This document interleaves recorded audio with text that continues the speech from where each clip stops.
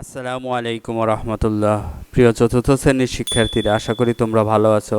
আলহামদুলিল্লাহ। আজকে ইংরেজি বার্ষিক পরীক্ষার কিছু কম্পোজিশন নিয়ে কথা বলবো। চলো দেখি সিলেবাসে কি আছে।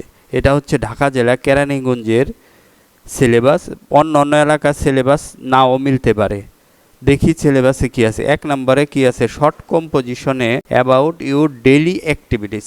2 নম্বরে গ্রেট পেন্টার এস.এম. সুলতান। 3 নম্বরে এ হলিডে। 4 নম্বরে এ গার্মেন্ট ওয়ার্কার। এই প্রায় সবগুলাই তোমাদের বইয়ের থেকে নেওয়া। আজকে আমাদের আলোচনা থাকবে হচ্ছে যে 2 নম্বরটা কি আছে? যে গ্রেট পেন্টার এস.এম. সুলতান। বুঝতে পেরেছ? চলো শুরু করি।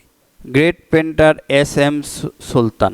SM. Sultan was a famous artist. S M. Sultan ছিলেন একজন বিখ্যাত artist. He was born on 10th August 1923 in Norail, Bangladesh.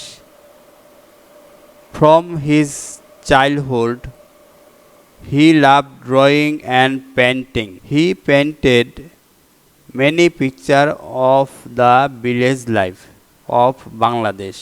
Most of his paintings showed farmers, hardworking people, and the beauty of nature. Sultan loved simple life. He lived in a small house in Norail. He received many awards for his great work. He died on 10th October 1994 at a hospital in Jashore. But people still remember him as one of the greatest painter of Bangladesh. বিষয়টা তোমাদের ইংরেজি পাঠ্য বইয়ে দেওয়া আছে। পাঠ্য বইয়ের সাথে মিল করেই এই কম্পোজিশনটা লেখা হয়েছে। তোমরা বেশ কয়েকবার ইংরেজি অর্থ সহকারে পড়বে, তাহলেই তোমরা অতি সহজে মুখস্থ রাখবে। আজকের ভিডিওটা এই পর্যন্তই।